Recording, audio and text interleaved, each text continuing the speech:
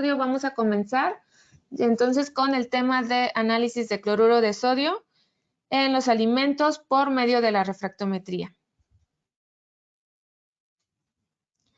El propósito de este curso es revisar algunos conceptos de la refractometría y su aplicación en la industria de alimentos, en especial para determinar el contenido de cloruro de sodio en diferentes tipos de muestras. Además, les vamos a mostrar cómo medirlo utilizando un refractómetro especializado y llevaremos a cabo demostraciones prácticas, como ya les había comentado. Durante el curso hablaremos de los siguientes temas. Vamos a iniciar con una introducción a la refractometría. Después hablaremos de cómo funciona un refractómetro, la relación entre el cloruro de sodio y el índice de refracción, el papel del cloruro de sodio en los alimentos. También haremos una descripción de cuál es el procedimiento de análisis utilizando un refractómetro y al final lo haremos de forma práctica. Ok, vamos a iniciar describiendo un poco acerca de lo que es el índice de refracción, que también se conoce como índice refractivo. Esta es una propiedad natural de toda materia y nos describe cómo la luz se propaga a través de ese material. Realmente lo que nos indica el índice de refracción es la velocidad a la que la luz se desplaza en un material en comparación con la velocidad en el vacío. Cada material tiene un índice de refracción propio y lo que vamos a observar es que cuando la luz pasa entre un material u otro va a cambiar su dirección. Esto se debe principalmente al cambio de velocidad. El índice de refracción de un medio se puede calcular mediante la ecuación que se muestra en la diapositiva, en donde n es el índice de refracción, c es la velocidad de la luz en el vacío. ¿Alguien sabe cuál es la velocidad de la luz en el vacío? Es una constante. Y b es la velocidad de la luz en los medios. Ambas velocidades, tanto la del vacío como la del medio, se da en metros sobre segundos, por lo tanto, esta n, el valor de n, no tiene unidades de medida, es adimensional. Y cuanto mayor sea este valor de n, cuando hacemos el cálculo y nos da un número más alto, quiere decir que la luz va a viajar más despacio. Entonces, mientras mayor sea el índice de refracción, más despacio viaja la luz. Como podemos observar en la imagen, cuando sumergimos un lápiz en el agua, parece que se dobla, como están observando aquí. Y esto se debe precisamente a este efecto de la refracción y, bueno, de la luz, o sea, la refracción que sufre la luz cuando pasa de un medio a otro, es decir, cuando pasa del aire al agua, porque el índice de refracción del agua es mayor que la del aire, por lo tanto, la velocidad va a disminuir y va a cambiar su dirección. Bueno, es muy importante mencionarles que el índice de refracción no es una constante. Depende tanto de la temperatura como de la longitud de onda. Por este motivo, los equipos utilizados para medir el índice de refracción, sobre todo los equipos digitales, cuentan con un sensor para realizar estos ajustes del cambio de temperatura. Cuenta con un sensor de temperatura y también se diseñan con una lámpara LED específica a una longitud de onda específica para que no haya variaciones y podamos tener lecturas más exactas.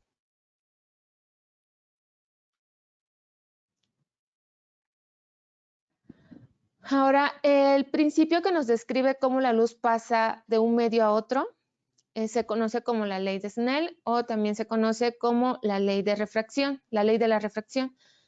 Cuando la luz pasa de un material a otro, como ya les había mencionado anteriormente, va a cambiar su dirección. Lo vimos en la imagen del lápiz, cómo se dobla, y también lo podemos observar en esta imagen de esta diapositiva, cómo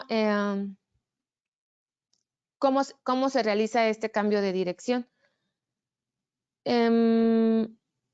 Entonces, la ley de Snell lo que nos indica es precisamente este cambio y depende de dos cosas. El cambio de la dirección de la que estamos hablando va a depender, uno, del ángulo de incidencia, que es el ángulo con el que la luz va a golpear la superficie entre las dos muestras o entre los dos materiales. Y la otra es el índice de refracción de cada uno de los materiales. Entonces, la fórmula matemática de la ley de Snell nos dice que el producto del índice de refracción del primer material y el seno del ángulo de incidencia es igual al producto del índice de refracción del segundo material por el seno del ángulo de refracción. Y prácticamente esto es lo que nos indica la ley de Snell. No sé si hasta aquí ustedes tengan alguna duda, alguna pregunta. Ahora vamos a continuar hablando acerca de dos conceptos muy importantes en la refractometría, que son el ángulo crítico y la reflexión total interna. El ángulo crítico como tal es un ángulo de incidencia especial en el que la luz que viaja de un medio más denso, que es el medio que tenemos aquí abajo, que es más denso, va a cambiar su dirección, pero se va a refractar a lo largo de toda la superficie entre estos dos medios sin pasar al segundo medio. Este es el ángulo crítico, el ángulo en el cual sucede esto que les estoy comentando, de que la luz se va a refractar hacia toda la superficie. Si el ángulo con el que incide el rayo de luz es mayor al ángulo crítico, en lugar de refractarse hacia el segundo medio o refractarse hacia la superficie, el rayo sufre una reflexión y queda en el mismo medio. No va a pasar al segundo medio. Esto significa que, bueno, como les había comentado, la luz se va a quedar aquí atrapado, no va a pasar, sino que se va a reflejar hacia otra dirección dentro del mismo material que es más denso que el segundo material. Estos conceptos son muy importantes porque bajo estos conceptos son cómo se diseña los refractómetros digitales. Ahora vamos a pasarnos ya a lo que es la refractometría, el cual es un método, como tal es un método analítico que nos va a poder medir el índice de refracción de diferentes muestras y lo podemos utilizar principalmente para determinar tanto la concentración como la pureza de varios materiales. Podemos nosotros calcular o determinar el índice de refracción tanto de muestras sólidas como de muestras líquidas, y la refractometría en sí se utiliza en diferentes áreas de la química y también de la industria de alimentos para determinar diferentes propiedades. Los equipos o los refractómetros utilizan un ángulo crítico. Ya vimos anteriormente lo que es el concepto del ángulo crítico para poder determinar el índice de refracción, y esta es la fórmula que utiliza. El seno del ángulo crítico es igual al índice de refracción del segundo medio entre el índice de refracción del primer medio o del primer material. Recordemos que el primer material tiene un índice de refracción mayor que el segundo medio para que ocurra este ángulo crítico. Ahora, ¿cómo funciona un refractómetro? En especial vamos a hablar de cómo está constituido o cómo está diseñado los refractómetros de HANA, los refractómetros digitales de HANA Instruments. Estos, el que se utiliza para determinar el cloruro de sodio en alimentos es el 96821 y básicamente cuenta con una luz LED que, va a emitir el rayo y va a pasar a través del prisma. El prisma está en contacto con la muestra, realmente se necesitan muy pocas cantidades de muestra, 2 gotas, 3 gotas es suficiente, de tal manera que se pueda cubrir perfectamente el prisma, y el ángulo con el que incide esta luz es mayor que el ángulo crítico, por lo tanto la luz no va a pasar al segundo medio, sino que se va a reflejar hacia los sensores con los que cuenta el equipo para poder determinar el ángulo crítico y de esta forma determinar el índice de refracción de la muestra. También cuenta con unos lentes, estos básicamente sirven para enfocar el rayo que se refleja y nos llegue a nuestro sensor de imagen. Los equipos de HANA están constituidos con una LED de color amarillo y es importante ya que, como había mencionado anteriormente, el índice de refracción depende de la longitud de onda. Entonces es muy importante que podamos tener una longitud de onda específica para poder determinar el índice de refracción. El prisma del que está hecho nuestros refractómetros de HANA es un prisma de vidrio Flint que es especial para muchas aplicaciones ópticas, ya que cuenta con un índice de refracción que puede ir desde 1.45 hasta 2 y son muy buenos para este tipo de aplicaciones. Más adelante ustedes van a ver físicamente, bueno, les vamos a mostrar más bien cómo está o cómo es el refractómetro y cómo se utiliza. Algunas aplicaciones de la refractometría, bueno, como ya les había comentado, se utiliza principalmente para comprobar la pureza y concentración de diferentes muestras, ya sean líquidas o semilíquidas. También se podrían determinar en muestras sólidas y gaseosas, sin embargo, para este tipo de muestras se requieren de instrumentos y accesorios muy especializados para poder determinar un índice de refracción exacto y en HANA no contamos con ese tipo de equipos. Entonces, nuestros equipos están más recomendados para muestras sólidas y semisólidas.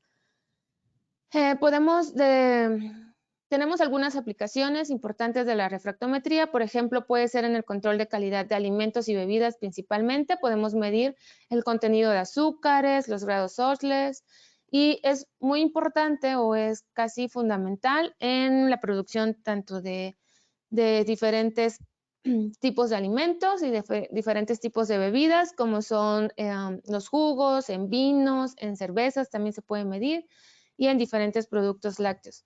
También la refractometría incluso se puede utilizar en productos químicos para determinar el punto de congelación de algunos materiales.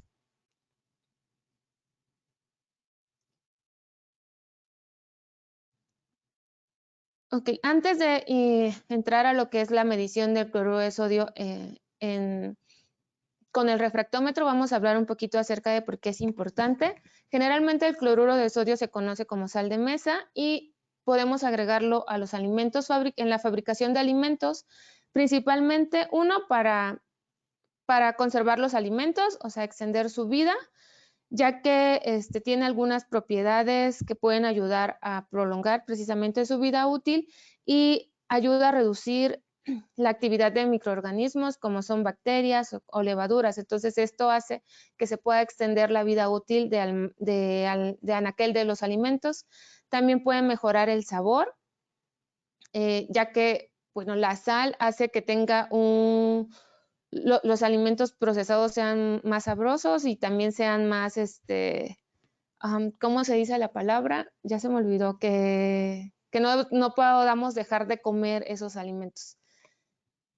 Ok, y también nos ayuda a mejorar la textura y también la apariencia de los alimentos, ya que este compuesto, la sal, va a ayudar a retener la humedad en los alimentos y esto hace que mejore su textura, principalmente en alimentos como los panes o productos horneados y también en productos cárnicos nos van a ayudar a este tipo a mejorar estas características de esos alimentos. En el control de la fermentación también ayuda, por ejemplo, en la producción de pan y otros productos horneados. También puede ayudar a regular la fermentación de la masa y controla la actividad de las levaduras, como ya había mencionado anteriormente. Y bueno, el control de humedad, ya que retiene la humedad en ayuda más bien a regular la humedad en ciertos alimentos, tanto en quesos como embutidos, también en algunos productos cárnicos. Y muy importante que nos ayuda a conservarlos y a evitar que proliferen microorganismos. Sin embargo, bueno, muchos sabemos que un alto contenido de cloruro de sodio en nuestros alimentos, bueno, principalmente de sodio en nuestros alimentos, puede ser dañino para la salud. De hecho, la Organización Mundial de la Salud recomienda máximo consumir 1500 miligramos por día.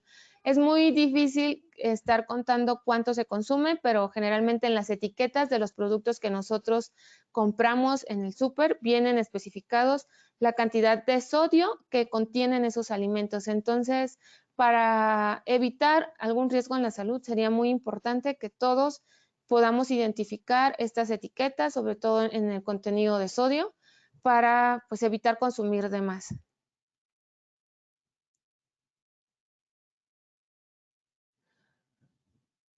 Ok, para medir el cloruro de sodio en los alimentos hay diferentes técnicas. Vamos a hablar un poquito acerca de todas de forma muy rápida, pero nos vamos a enfocar un poco más en lo que es la medición de cloruro de sodio por la refractometría. No sé si alguno de ustedes ya utilicen alguna técnica específica para realizar sus determinaciones. Una de ellas es la titulación, que es donde utilizamos, bueno, es una técnica analítica en donde utilizamos una solución de concentración conocida. En este caso es nitrato de plata, en el que va a reaccionar con las sales presentes en la muestra, en especial con el cloro, para poder realizar esta determinación. La titulación se puede hacer tanto manual como automática, semiautomática, dependiendo del grado de precisión y también de las posibilidades de laboratorio para poder llevar a cabo sus muestras. Obviamente, mientras más automático sea el proceso, más exactitud vamos a tener en nuestros resultados. Otra forma de medir el contenido de cloruro de sodio es por medio de la conductividad eléctrica. Podemos utilizar uno de estos equipos para medir la cantidad de sólidos totales disueltos y también utilizan algoritmos que nos pueden medir la cantidad de sales. Recordemos que en una muestra que tiene mayor contenido de sales disueltos va a tener una mayor conductividad eléctrica y es con base en eso como se calcula para darnos un resultado. Otra forma de medir las sales presentes o el sodio es por medio de un electrodo de ion selectivo que va a medir la actividad del sodio presente en una solución. Y bueno, también tenemos la técnica de la refractometría, que es de la que estamos hablando el día de hoy. Y como ya había mencionado anteriormente, es una medición que principalmente utiliza el índice de refracción de diferentes sustancias para determinar su composición. Las ventajas de los refractómetros es que son económicos y no requieren tantas habilidades para su operación. Lo que hacen es determinar el contenido de sal, el contenido de cloruro de sodio mediante el índice de refracción y podemos utilizarlo en muestras como aderezos, ensaladas, condimentos, alimentos enlatados, leche, bebidas, etc. Una gran cantidad de alimentos con las que podamos determinar el contenido de cloruro de sodio. Igual, algunas cuestiones que podrían influir en nuestros resultados es que si nuestra muestra tiene algunas sustancias que puedan alterar el índice de refracción, nuestro resultado se va a ver afectado. ¿Qué sustancias podrían alterar el índice de refracción? Pueden ser grasas, azúcares o minerales. Podrían alterar los resultados que estamos obteniendo con el refractómetro. Entonces, esto haría que nuestra muestra no sea, o más bien nuestro resultado no sea tan exacto.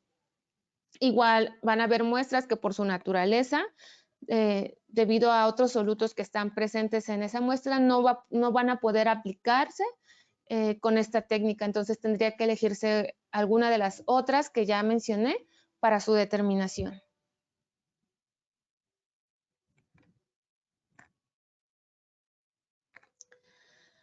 Ok, el refractómetro digital que nosotros tenemos para medir cloruro de sodio en alimentos es como el que vemos en pantalla. Se necesita de 2 o 3 gotas que cubran nuestro prisma de vidrio para poder realizar la medición.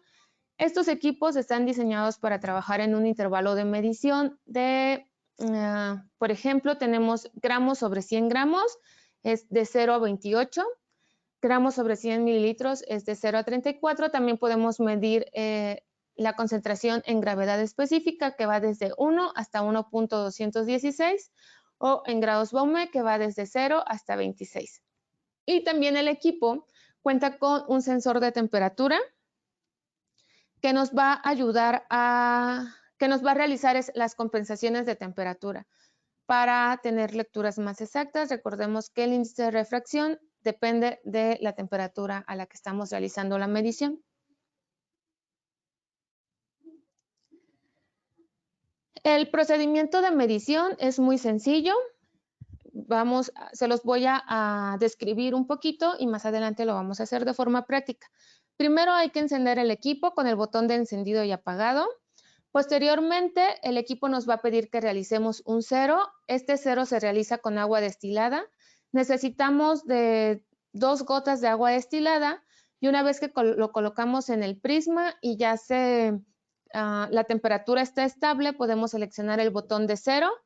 En pantalla, en unos cuantos segundos nos va a mostrar cero en la pantalla y retiramos el agua destilada con un papel absorbente y después secamos correctamente con un paño suave y posteriormente colocamos la muestra que vamos a medir.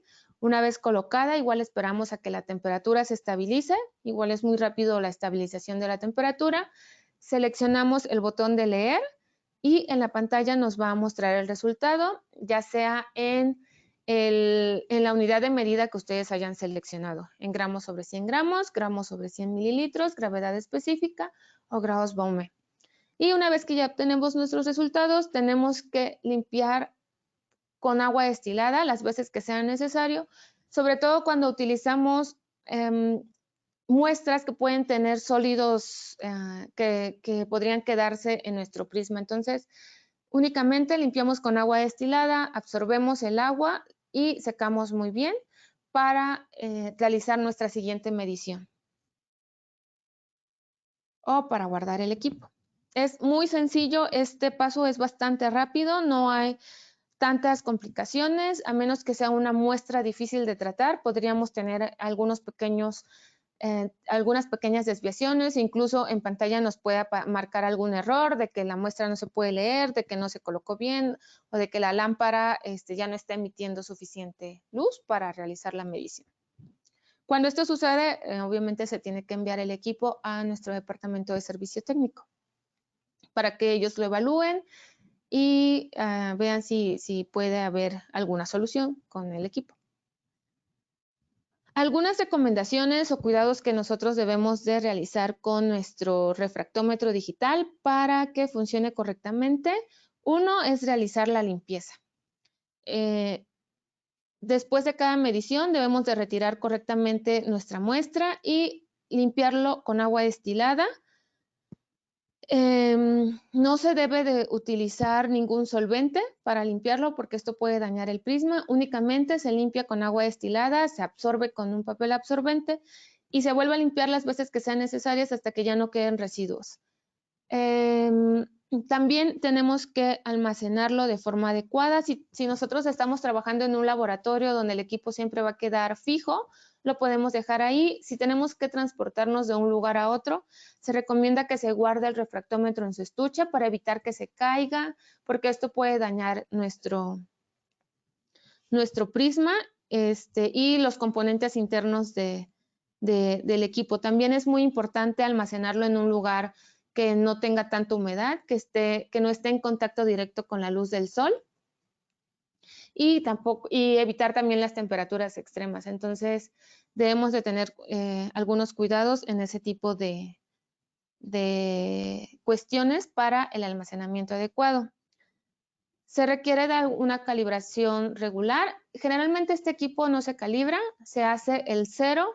Lo que podemos hacer para verificar que nuestro equipo está funcionando correctamente es realizar un estándar de cloruro de sodio. Hacemos una solución de cloruro de sodio de concentración conocida y con eso nosotros podemos comprobar que realmente estamos obteniendo las lecturas correctas. Igual en cuanto a la manipulación, lo mismo, hay que evitar que se caiga nuestro refractómetro, a que esté en contacto directo con la luz del sol cuando estemos tomando la medición. En caso de que esté en contacto directo, hay que tapar con la mano arriba de la muestra, o bueno, cubrir con la mano más bien donde está el prisma para evitar que llegue ese contacto directo con el sol, pero de cualquier forma lo más recomendable es evitar que se haga precisamente esas mediciones justamente bajo la luz del sol. También se recomienda el cambio de las baterías. Cuando encendemos el equipo nos va a mostrar el porcentaje de la batería. Cuando ya esté abajo de un 10% de su vida, se recomienda hacer el reemplazo. Este equipo utiliza una batería de 9 volts, que son una pila de 9 volts, que son de las cuadradas, entonces es muy fácil de conseguir y se recomienda hacer ese reemplazo. Evitar la contaminación cruzada. ¿Cómo podemos hacer esto? Pues limpiando cuidadosamente nuestro prisma después y toda el área donde la muestra estuvo en contacto para evitar que se contamine la segunda muestra a medir. Y el mantenimiento preventivo, pues también se recomienda eso precisamente, hacer la limpieza y si es necesario enviarlo al departamento de servicio técnico para que realice una revisión y mantenimiento un poquito más exhaustivo, lo podemos, lo pueden realizar. Realmente el equipo no necesita tanto mantenimiento si nosotros lo manipulamos, limpiamos correctamente y lo almacenamos correctamente, no va a requerir tanto mantenimiento.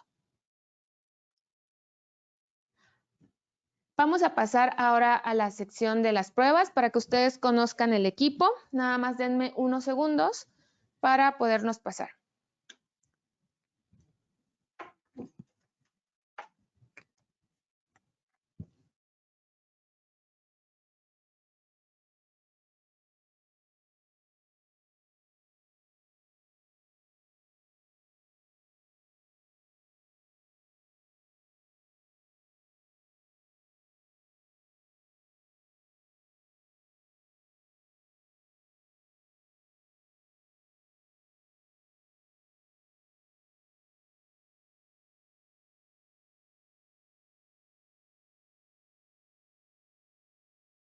Continuamos entonces con la parte práctica. Primero les voy a mostrar el equipo. Es bastante ligero, bastante pequeño y lo podemos transportar fácilmente de un lugar a otro con el debido cuidado.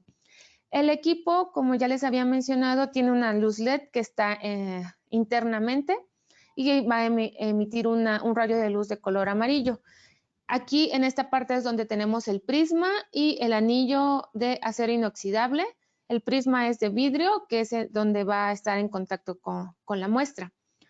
Para manipularlo, tiene muy pocos botones. Vamos a encenderlo con el botón de encendido y apagado. Cuando lo encendemos, podemos ver el porcentaje de la batería y nos muestra en la pantalla las unidades de medida que se seleccionaron para la medición. En este caso tenemos gramos sobre 100 gramos y tenemos también la temperatura que está midiendo en este momento. Para cambiar de las unidades de medida, lo vamos a hacer con el botón de Range. Vamos a seleccionarlo varias veces hasta que lleguemos a la unidad de medida con la que nosotros vamos a trabajar. Ahorita estamos en gramos sobre 100 gramos. Si lo seleccionamos, se cambia a gramos sobre 100 mililitros. Lo vuelvo a seleccionar. Se va a cambiar a gravedad específica y a grados Baume. Vamos a trabajar el día de hoy en gramos sobre 100 gramos. Voy a cambiar estas unidades. Ya tengo seleccionada mis unidades de medida a las que voy a trabajar. Y los otros dos equipos los otros dos botones ya son para realizar nuestras mediciones. Uno es para hacer el cero y el otro es para realizar la lectura. Como ya les había mencionado, voy a utilizar agua destilada, un paño de limpieza o un papel absorbente para retirar el agua y también necesito de un paño de limpieza que sea suave. Es el que utilizamos para, es muy parecido al que utilizamos para limpiar los lentes. Entonces es lo que vamos a necesitar principalmente. Primero que nada, voy a realizar la primera muestra a la que le voy a realizar la medición. Va a ser a una muestra de salmuera, de las que se utilizan para algunos alimentos, como por ejemplo las aceitunas. No sé si ustedes han tenido, bueno, sí, supongo que han comprado algunas aceitunas que vienen en una salmuera y tienen cierto contenido de sodio. Generalmente en las etiquetas yo he observado que todo se expresa como sodio. Entonces, a partir de una determinación de cloruro de sodio, nosotros podríamos cuantificar el contenido de sodio en la muestra. Ok. Primero voy a agregar unas gotas de agua destilada con mi pipeta.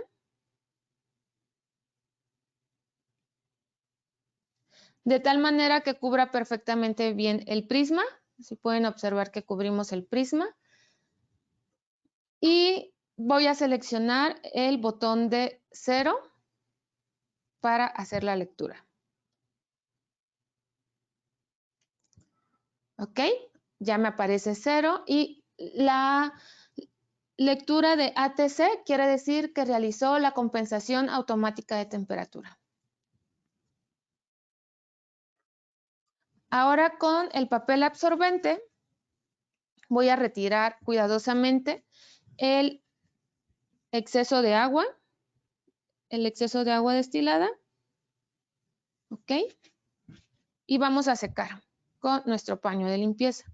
Igual de forma muy cuidadosa, evitando ejercer mucha presión sobre nuestro prisma.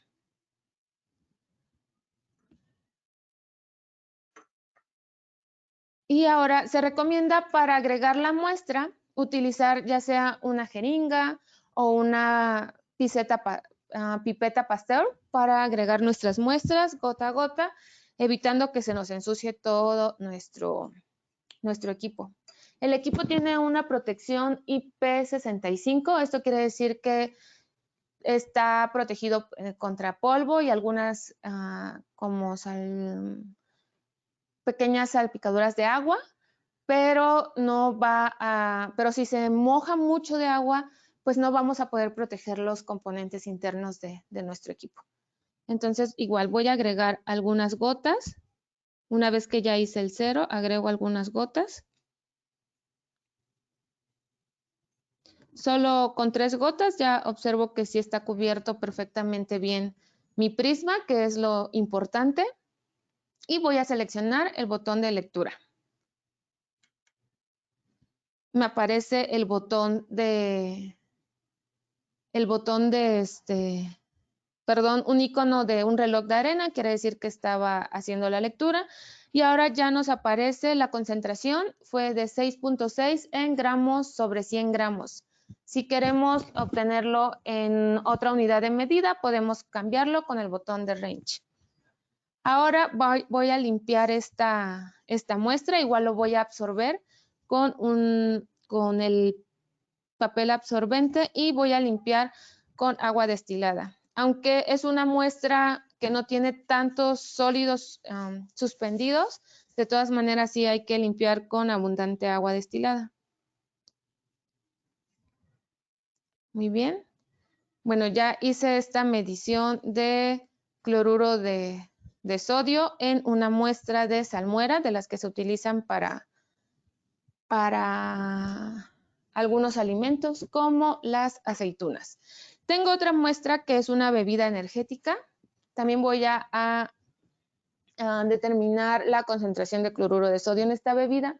Recordemos que si nuestra solución tiene algunos otros minerales o algunos otros solventes que puedan interferir con la muestra, probablemente no podamos tener una lectura exacta.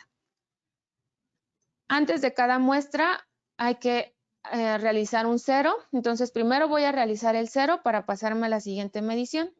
Igual agrego agua destilada. Selecciono el botón de 0. Hago lo mismo, voy a retirar el exceso. Y a limpiar cuidadosamente mi prisma. Ok. Una vez que limpiamos, agregamos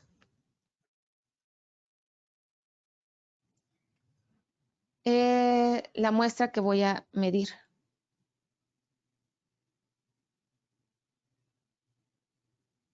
Ahí está. Ok, selecciono el botón de lectura. y me da una concentración de 5.5 gramos sobre 100 gramos de cloruro de sodio. Lo mismo, voy a retirar esta muestra y enjuago con suficiente agua destilada.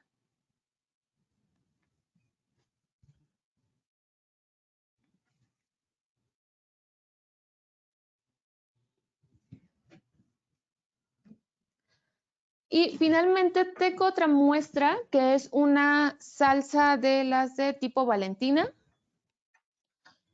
Esta muestra yo la pude ingresar, de hecho hice la medición directamente, sin embargo es muy difícil de limpiar una vez que se hace la medición directa tal cual de la muestra de salsa Valentina. Entonces lo que hice fue hacer una dilución. Hice una dilución de 1 a 10, quiere decir que utilicé 1 mililitro de la muestra o 1 gramo de muestra y 9 gramos de agua destilada para hacer la medición. Entonces, esta técnica se puede hacer, sin embargo, cuando hacemos diluciones, podemos incrementar, 1, los errores en nuestras mediciones y 2, la resolución con la que obtenemos nuestros resultados. Este equipo tiene una resolución de 0.1, entonces, si nos da, por ejemplo, 0.9 de medición y lo multiplicamos por 10, vamos a tener 9. Entonces, aquí hay un porcentaje de error en la resolución, porque si la muestra tenía, por ejemplo, 8.6, de todas maneras me lo va a estar midiendo como 9. No sé si pude explicarme en este punto. Entonces, esas son las desventajas de hacer diluciones de muestras. Pero como sí tiene muchos sólidos, yo recomendaría realizar esto para que sobre todo para que la limpieza sea más sencilla. Lo mismo, voy a hacer una medición del 0.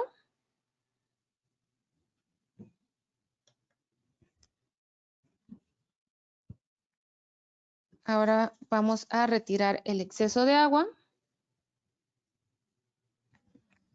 Secamos muy bien.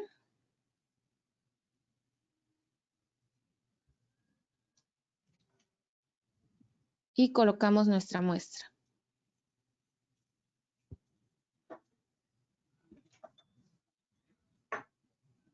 Ok, voy a realizar la lectura. Y sí, obtuvimos una concentración de 0.9. Este 0.9 tenemos que multiplicarlo por 10 porque recordemos que hice una dilución. Cuando yo hice la medición directa, la gota de salsa así tal cual sin diluirla, me dio aproximadamente 8.5, 8.6 de contenido de cloruro de sodio. Entonces, como ven, esta resolución no es tan exacta para poder hacer diluciones. Tenemos que limpiar muy bien.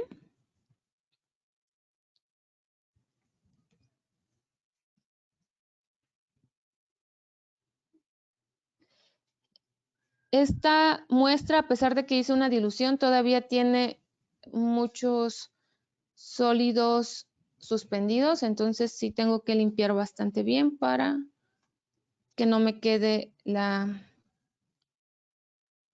el prisma sucio. Y bueno, esas son las muestras que medimos el día de hoy. No sé si vamos a revisar ahora las preguntas que ustedes hayan tenido a lo largo de este webinar, y si tienen algún comentario también lo pueden escribir ahí en la parte de la sección de preguntas.